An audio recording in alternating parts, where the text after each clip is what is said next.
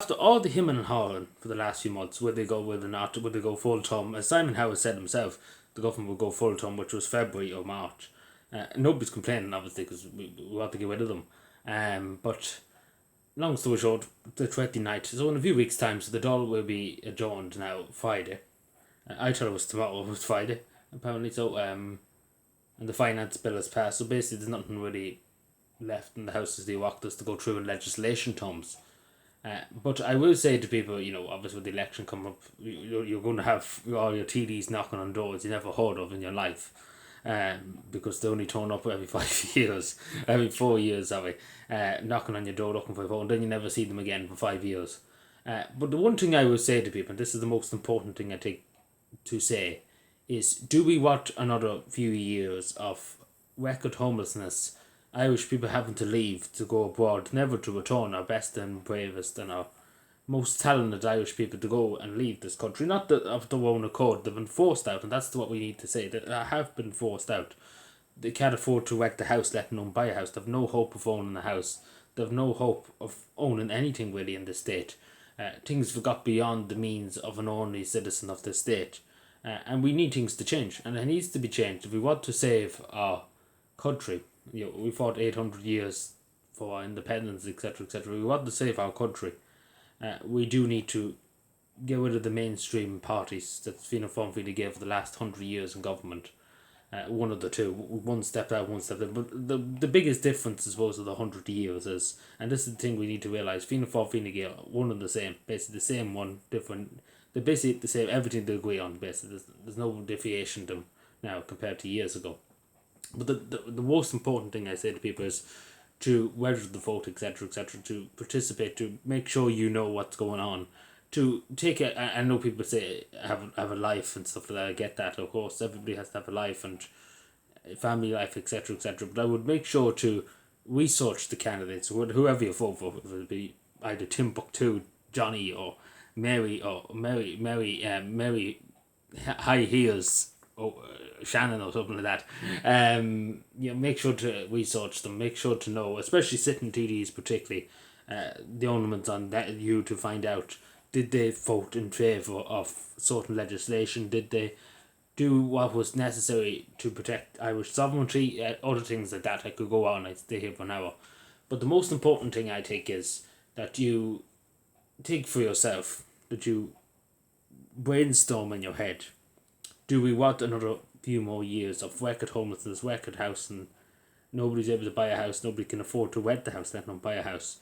Do we want that? Do we want our young people leaving to go to Australia, never to return? Being forced out is pretty much the famine all over again. Being forced out. And that's what's happened. We have to stay out straight. It's not that they're leaving on their own accord. It's because there's nothing here for them. There's no future here for them. And it's such a sad thing. And do we want another few years? Because in a few years' time, there won't be an Ireland left, really, to be told hands. And that's the sad truth. If we keep going the way it's going. And we do need change. And that's just the one word I say. We do need change. We need something to change some way, some shape, form. Because too much people are suffering every day of the week in a first world country, in one of the richest countries in the world, may I say too. Something needs to change. Something needs to give. Something needs to change, and something needs to give, and it needs to change very soon. Because far too many children are going to bed hungry in this country. Far many people are suffering on hospital trolleys waiting for appointments. Too many children are suffering waiting for scoliosis.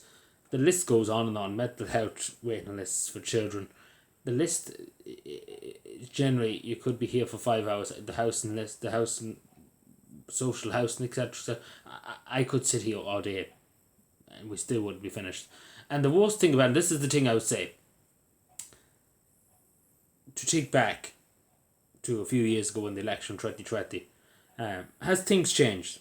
Has things changed? Has homelessness gone down? Is people able to afford to buy a house? Is rent prices gone down? Is all that, has anything changed? Anything got better? The only thing that's really got better is the politicians got richer, and the only Joe like you and me that goes out and walks and tries their best and tries to do right in the world, they get slapped in the face, and that's the sad reality. And something needs to change. We need a more fairer society, and this was that. And we need a more caring and trustworthy government, to be honest. So I would say to people to, again, think about everything. Think about it all.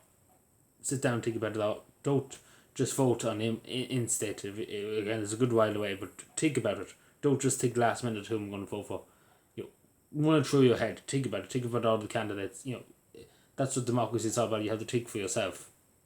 But I do say to people, and I think everybody in the country would agree, every young person, changes, it has to happen. It just generally has to happen. I don't think this country can afford the same policies of this current government if it gets back into power, because especially there's some dangerous times coming.